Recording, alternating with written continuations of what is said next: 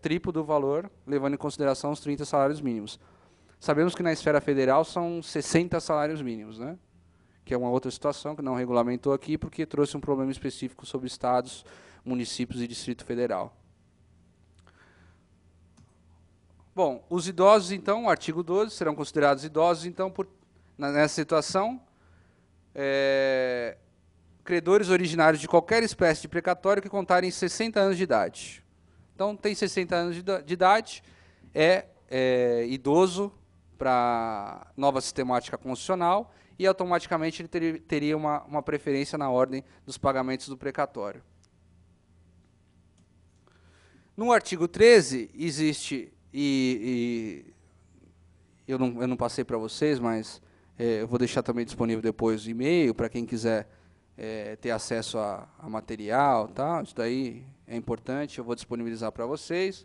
O artigo 13, ele traz quais são as doenças graves que é remetida pela emenda constitucional número 62. Então, o artigo 13 da resolução, ele vai falar lá, tuberculose, cegueira, paralisia, né, doença de Parkinson, contaminação por radiação, e uma série de outras doenças, entre elas também a síndrome da deficiência imunológica, que eu dei o exemplo aqui, da AIDS, que terá uma preferência quando do recebimento desses precatórios, caso você tenha, ou caso o credor do precatório tenha alguma dessas doenças, ou seja, portador de alguma dessas doenças. Outro tema extremamente importante, que foi de uma vez por todas resolvido pela nova emenda, foi a questão da cessão dos precatórios. A cessão dos precatórios sempre foi um drama. Sempre houve uma série de problemas, ainda que o artigo 78 da DCT, na emenda constitucional número 30 de 2000, lá atrás, já trouxesse a possibilidade de cessão dos créditos precatórios, ainda que fosse alimentar, diga-se de passagem. Não, a Fazenda ia lá, brigava, precatório alimentar, não existe a possibilidade de ser cedido, muito pelo contrário. Vejam, pacificou. No texto da emenda constitucional número 62, no artigo 5º específico, ficam consolidadas ou convalidadas todas as cessões de precatórios efetuadas antes da promulgação dessa emenda constitucional. Primeiro ponto. E aí, eu adianto para vocês, que é um tema que nós não trataremos aqui, compensação de tributos, né, é tema de uma outra palestra também, que é dada sobre essa questão. Nós podemos tocar em alguns assuntos, quem tiver dúvida também podemos levantar essa situação, mas o artigo 6º, salvo engano, da própria emenda constitucional número 62, traz também a convalidação de todas as compensações até a data da promulgação da emenda constitucional. Extremamente importante. Então, acaba-se aqui, eu trago com o mito da cessão e sua natureza, porque, não, se o precatório é de natureza alimentar, a partir do momento que eu faço a cessão, ele perde a sua natureza. Ou não, se o precatório é comum, e aí, né, existia essa discussão. Precatório alimentar eu cedi, agora, a partir do momento que houve a cessão, não existe a possibilidade de eu manter a natureza do precatório. Acabou, se mantém na mesma situação, porque a cessão ela é permitida, existe a situação plenamente possível, é regulamentada pela própria emenda constitucional número 62, e a resolução número 115 do CNJ também traz esse tema. Sem dúvida alguma, para que haja uma regularidade dessa cessão, é fundamental que vocês comuniquem, ou que os credores dos precatórios, eles comuniquem o presidente do Tribunal de Justiça. Esse é um primeiro ponto, essa cessão ela é fundamental, até para nós entrarmos naquela sistemática do artigo 1º lá da resolução, de um mapa anual, de um controle de informações. Vejam, sem dúvida alguma, lá pelas tantas, essas questões das cessões, de quem é o quê? Esse precatório aí é do valor de quanto? De 1 milhão ou de 200 milhões? Porque já foi cedido para quem? Então, é fundamental, caso haja alguma situação aqui em que algum profissional da área esteja militando, ou o próprio credor do precatório tenha essa dúvida sobre como eu vou agir com essa nova sistemática da emenda constitucional número 62. É simples, informe a sessão para o presidente do Tribunal de Justiça de origem, aqui como nós demos exemplo do Estado de São Paulo, informa aqui o presidente de São Paulo, do Tribunal de Justiça de São Paulo, e faz também a comunicação à entidade devedora. Isso é fundamental e é necessariamente prescindível para que haja a regularização dessa cessão diante da nova sistemática dos precatórios. E aí entramos num tema, até para finalizar essa questão e não cansá-los tanto, sobre o artigo 22 da resolução do CNJ, para começarmos a encaminhar o final dessa palestra aqui.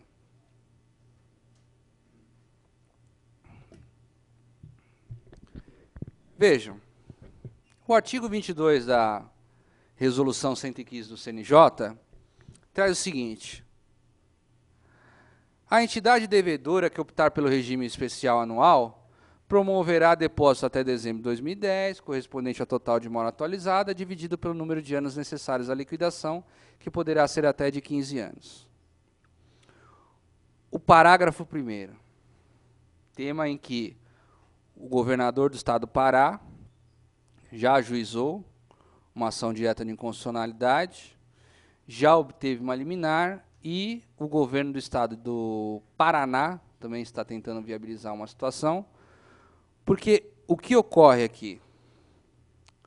Ocorre o seguinte, resumindo essa linguagem até um pouco complicada do artigo 22 da resolução 115, os estados eles podem parcelar os valores na sistemática do artigo 97 da DCT, efetuando o pagamento em 15 anos, ou fazendo esse depósito em conta especial.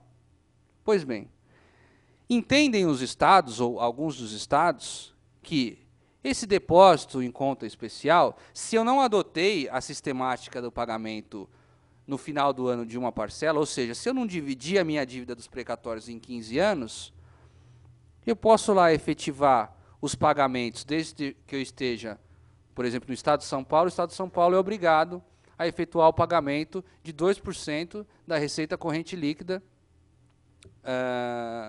percentual este determinado pela emenda constitucional em toda a região sudeste. Então, todos os estados da região sudeste têm que arcar com esses 2%. Se eu estou arcando com esses 2% da receita corrente líquida, do meu orçamento, perdão, e aí para concluirmos, né, desses valores totais, e aí, lá pelas tantas, eu tenho que pagar em 20, em 25 anos, não tem problema. Eu fiz a adesão pelo pagamento em conta especial. Eu não fiz aqui a adesão, eu, Estado, para o pagamento em uma parcela no final do ano, durante 15 anos. Eu fiz aquela adesão do artigo 97, parágrafo 1º, o inciso 1, em que fala, olha, o depósito em conta especial, que determina só uma limitação lá da receita corrente líquida desse estado, por exemplo, estado de São Paulo, 2%. E aí, lá pelas tantas, esses estados acreditam que a sua conta pode ser, desde que eu esteja pagando o percentual determinado pela emenda constitucional, eu posso pagar daqui 20, daqui 30 anos a minha dívida. O que ocorreu? O Conselho Nacional de Justiça, até para manter essa celeridade, para até manter essa efetividade do texto constitucional, a celeridade processual, uma duração razoável do processo, a garantia do direito de cada credor do precatório, ele fala o seguinte no parágrafo 1º. O montante de cada parcela não poderá ser inferior ao valor provisionado na lei orçamentária promulgada em 2008. Por quê? Olha, em 2008 você já efetuou um X valor de pagamento. Se é 2, 10, 5% da receita corrente líquida do seu estado, não importa, porque já foi colocado no seu orçamento. E aí vocês concordam que seria razoável, dentro dessa sistemática dos percentuais, se eu já paguei 5, por que agora eu vou pagar 2? Se eu já paguei 5, é que eu posso pagar 5% do valor da receita corrente líquida, do que foi necessariamente orçamentado.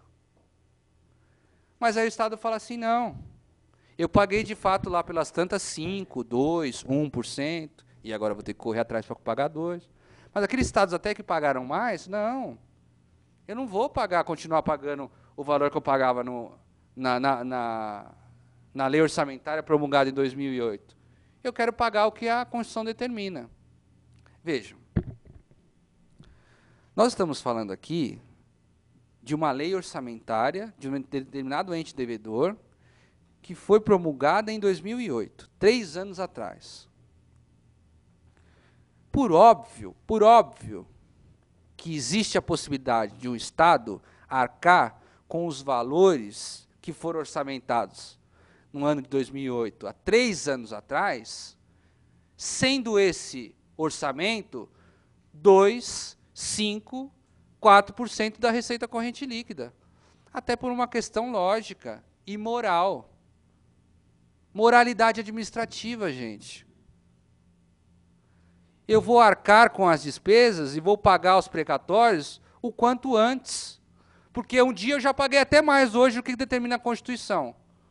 E aquele que já pagou menos, ó, agora você vai ter que arcar com pelo menos 2, 1,5%, depende da região que você está. Se estiver na região do Nordeste, 1,5% da receita corrente líquida do seu orçamento. E aí vem o Estado do Pará e fala o seguinte, olha, foram criadas 2 sistemáticas. Uma, que eu coloco aqui para vocês, por meio de vinculação de percentual orçamentário com repasse mensal em conta especial. Todo mês eu faço depósito numa conta especial. Ou eu adoto uma outra sistemática de pagamento de um valor anualmente correspondente a esses 15 anos. Perfeito. Os estados que adotaram, ou o ente devedor, que adotou essa sistemática de vinculação de percentual orçamentário, que, reitero, no estado de São Paulo, receita corrente líquida, 2%. Percentual orçamentário com repasse mensal em conta especial, olha, eu estou arcando lá com o que determina a Constituição, dos meus 2% da receita corrente líquida decorrente do meu orçamento, então eu posso pagar isso até em 20, 30 anos. Essa é a lógica que é feita pelos estados, que não querem cumprir, por exemplo, esse parágrafo 1º da Resolução 115 do CNJ. E, lógico, não querem cumprir por uma questão de que nós ainda precisamos desenvolver muito aqui no nosso país, que é muito bem colocado pelo professor coordenador na PUC, professor Márcio Camarosano, moralidade administrativa, que não existe para a maioria de entidades devedoras. Porque se eu parto da premissa de que eu posso seguir os percentuais constitucionais, e aí agora eu deposito o valor referente à minha receita corrente líquida, correspondente ao estado da minha região, se a minha dívida chegar a ser contemplada em 30, em 40 anos, pouco importa. Eu não aderi a esse depósito anual de 1/15 aqui do estoque da dívida judicial. E aí o que fez o Estado do Pará? Ajuizou uma medida cautelar, dizendo o seguinte, olha, eu não vou arcar aqui não, com esse pagamento de no máximo 15 anos. Porque eu resolvi fazer o pagamento na conta especial todo mês. Ainda que eu tenha que pagar isso em 20 anos, no Estado do Pará, já adianto para vocês, não vai dar isso. Eles vão conseguir pagar antes dos 15 anos ainda, porque o estoque de precatórios lá, no Estado, pelo menos, é bem reduzido. Mas ainda que eles queiram pagar acima dos 15 anos, eles podem, segundo a sistemática deles, porque eu aderi à sistemática de pagamento em conta especial, mensalmente, no valor que determina a Constituição. Que lá para eles, por exemplo, é 1,5% da receita corrente líquida, seu orçamento. E aí vem o ministro Marco Aurélio, que particularmente acho um dos melhores julgadores do Supremo Tribunal Federal, e ele vem falando sobre a questão da atuação do Conselho Nacional de Justiça. Vem o Estado do Pará, fala, olha, não vou cumprir esse parágrafo 1º do artigo 22 da resolução, e o ministro Marco Aurélio ele dá o aval decorrente dessa cautelar. Diz que o CNJ ele tem uma atuação administrativa e financeira do Poder Judiciário, não caberia a ele esse poder normativo, mas caberia sim ao Poder Judiciário determinar esse pagamento na conta especial no valor mensal em 15 anos. Este sim pode. Concordo que o Conselho Nacional de Justiça tem algumas limitações. Sim, limitações administrativas, administrações financeiras. Ele não foi criado para criar novas regras. Concordo. Agora, cabe sim ao Judiciário determinar o pagamento de, no máximo, em 15 anos. Não sob pena do pacto fundamental agora. A gente pode até fugir de toda a fundamentação das inconstitucionalidades que já foram levantadas aqui e que foi levantada pela Ordem dos Advogados do Brasil junto ao Supremo Tribunal Federal. Podemos fugir de todas essas fundamentações. Partamos para uma outra fundamentação. Partamos para a fundamentação da aplicação da Constituição Federal. Agora sim, a aplicação efetiva do texto constitucional. Porque se houve realmente uma modificação através da emenda constitucional número 62, que seja aplicado e o pagamento seja feito de no mínimo, ou no máximo, ou em até 15 anos. E não que eu faça adesão agora pelo depósito mensal em conta especial e não cumpra mais com o prazo, inclusive constitucional, determinado pela emenda constitucional número 62. Porque, olha, só quem aderiu lá pelo depósito anual, o pagamento de 1/15avos, ou seja, na primeira parcela dos 15 anos que deve ser pago a dívida, é que tem que cumprir com o prazo de 15 anos. Eu, que não aderi a essa sistemática do pagamento anual, eu faço pagamentinho aqui mensal em conta especial, eu não preciso pagar nos 15 anos, eu posso pagar em 20, em 30. E aí, fugimos de todas aquelas fundamentações. Estamos partindo para uma outra fundamentação agora. Estamos falando agora de efetividade da Constituição Federal. E efetividade da Constituição Federal é você legislar e fazer o quê? Fazer valer as normas. Fazer valer. Porque qual que é o conceito de justiça que nós temos? Ou pelo menos que eu consegui formar até hoje? A aplicação da norma ou da lei de forma efetiva. Esse é o conceito de justiça para mim. E aí, se temos essas conceituações de aplicação efetiva do texto, por que agora vamos fugir dos 15 anos e não, vamos arrumar uma brechinha aqui, eu, Estado X, e agora eu vou pagar em quantos anos eu acho viável? E aí eu acredito que essa situação vai ser discutida muito ainda no Supremo Tribunal Federal. Eu acho que aqui mais foi um chega para lá do Supremo, no CNJ, quanto a essa questão da regulamentação de algumas questões, que coube ao Supremo, olha, não, existe uma limitação aqui sobre a sua competência e não cabe a vocês aqui chegarem a algumas fundamentações que não seja o próprio Poder Judiciário. Ok, mas poderia o Poder Judiciário sim se manifestar favorável à aplicação de um prazo máximo de pagamento decorrente de uma efetividade constitucional em 15 anos desses débitos decorrentes precatórios. Finalizando, portanto, eu trago para vocês aqui outras questões decorrentes do voto. Né? Ele deferiu e suspendeu até, o ministro Marco Aurélio suspendeu até o julgamento final da ação direta de inconstitucionalidade o artigo 22 da resolução 115 do CNJ. Então, é uma informação que eu acho que vocês têm que ter também. Leilão dos precatórios. Uma informação importante aqui é que o leilão, gente, dos precatórios, ou seja, o pagamento ele pode ser feito na ordem até 50% dos valores que devem ser orçamentados para pagamentos precatórios. Esses 50% dos valores do ente devedor devem ser reservados para a ordem preferencial dos precatórios. Esses outros 50% eu posso reservar para as negociações, posso reservar para leilões e tudo mais. Dentro desses leilões, os precatórios, sem dúvida alguma, eu tenho que chegar a uma conclusão de que não cabe ao ente federativo ou ao ente devedor arcar com valores em leilão que seja inferior aos 50% do valor efetivo do precatório. Então, se eu tenho um valor para pagamento de precatórios em R$ 1 milhão, eu posso sim usar a sistemática do leilão, desde que eu pague até R$ 500 mil. No mínimo R$ 500 mil, caso esse precatório seja de R$ 1 milhão. Trouxe para vocês aqui algumas situações também, vai ficar para vocês algumas especificações.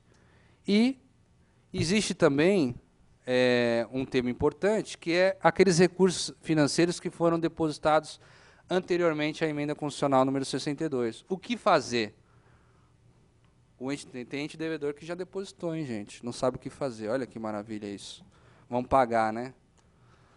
Bom, sem dúvida alguma, de acordo com o artigo 43 da Resolução 115 do CNJ, eles devem aderir à nova sistemática da emenda constitucional número 62 e efetivar o pagamento na mesma ordem em que é colocado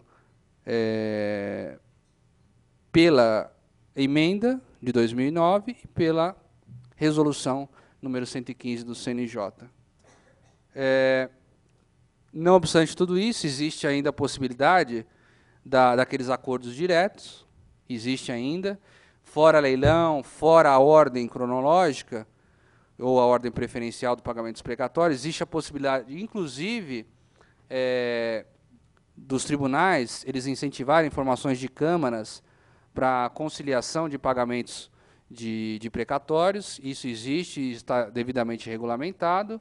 E olha aqui que interessante, sem dúvida alguma, que respeite os princípios da moralidade e impessoalidade. É lógico, não vamos criar câmara para beneficiar número X de credores de precatório.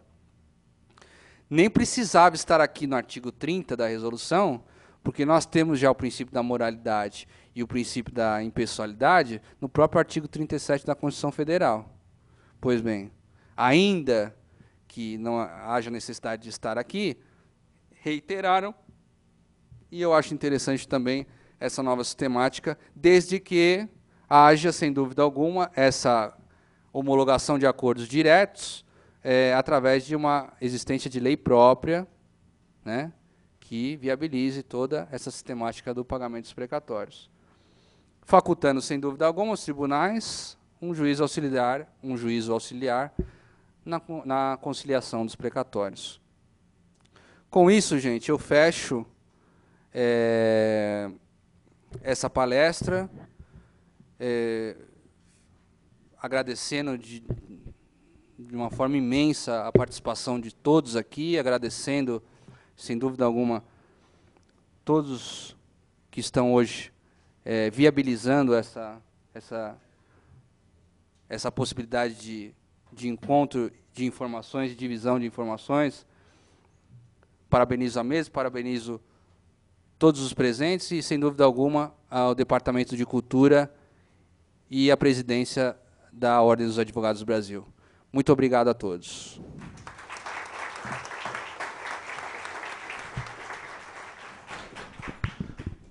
Obrigado, doutor Arthur.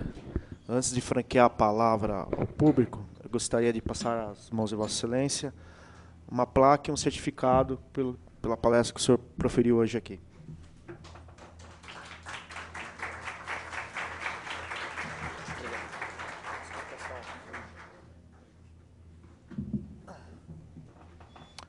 Alguém deseja fazer alguma coisa? Vilma, aqui na frente, ó. Primeiro aqui, ó. Boa noite. Tudo bem? Eu pretendo trazer para vocês aqui um caso concreto que eu estou sofrendo. Comecei a advogar em 1981, há 30 anos, e no ano de 1982 eu entrei num processo de desapropriação no estado do Paraná, na comarca de Jacarezinho, e depois que foi feito o depósito, no ano de 1989, eu entrei com um pedido de o precatório complementar porque não depositaram atualizado. Aí fomos até o STJ e ganhamos. E o precatório complementar foi expedido no ano de 1995, e por sinal, naquele ano, o governador do Paraná, era da cidade onde eu morei muitos anos, Londrina, que era pai do Beto Richa, que é o governador do Paraná hoje. E ele trouxe uma novidade muito interessante, como você falou. Ele falou que não ia pagar os precatórios desses provenientes de desapropriação, essas coisas, porque tinha um precatório de uma desapropriação na Serra do Mar, de duplicação da BR lá, não sei o quê, e inventou lá um negócio lá, e falou que dali para frente ia pagar só os precatórios alimentícios e os outros ficaram para trás. Então, a questão que eu gostaria de levantar com você é o seguinte: agora, no ano de 2009, eu entrei com uma representação no Tribunal de Justiça do Estado do Paraná para forçar a pagar. E quando chegou no final de 2009, veio essa a nova emenda constitucional 62. Ok. O presidente do Tribunal de Justiça do Paraná deu um despacho lá dizendo o seguinte, que o Tribunal de Justiça havia exaurido a sua competência. Sim. Então, o governador não pagou, o tribunal não podia fazer nada, que já tinha exaurido, e ficou. Aí veio a emenda constitucional 62, agora virou esse embrulho. Aí, qual é o seu nome? Paulo Carvalho, muito prazer. Prazer é todo meu, Paulo. A questão que o Paulo traz aqui é exatamente no que nós começamos a nossa palestra. O poder constituído tudo pode. Vai mudando, vai mudando. O Paulo recebe quando? É o Paulo que vai receber? Ou vão ser os filhos do Paulo? Os netos do Paulo? Agora, uma questão importante, Paulo, que eu acho que vale a pena você observar, em primeiro lugar, é prestar essas informações todas decorrente da nova resolução, que, sem dúvida alguma, com todas essas informações, eles farão essa nova lista. E, infelizmente, você entrará na nova listagem única de pagamento dos precatórios. Agora, talvez exista uma luz no fim do túnel aí. Porque se o Estado não estiver arcando com o valor mínimo que a Constituição determina, talvez exista a possibilidade, eu acredito que exista, de você efetivar uma compensação. Só para complementar. Tá. Agora, no mês de janeiro de 2011, no dia 20 de janeiro de 2011, eu estive em Curitiba, protocolei um outro pedido, tenho cópia ali, quem quiser ver, para ver o Tribunal de Justiça o seguinte, que se o Estado tinha que pagar isso em 15 anos, em 15 parcelas, já venceu, porque de 95 até 2010 já deu os 15 anos. Então, o fundamento o meu entendimento é esse. Esses 15 anos deveria ser daqui para frente. Quer dizer, se o Estado tinha um precatório para pagar 5 anos atrás, ele tem mais 10. Se ele tinha um precatório para pagar 10 anos atrás, ele tem mais 5. Agora, como tinha esse precatório a receber há 15 anos atrás, então eu não vou receber mais 15 anos, vai demorar 30. A conta não fecha. Falar do Pará. A conta não fecha.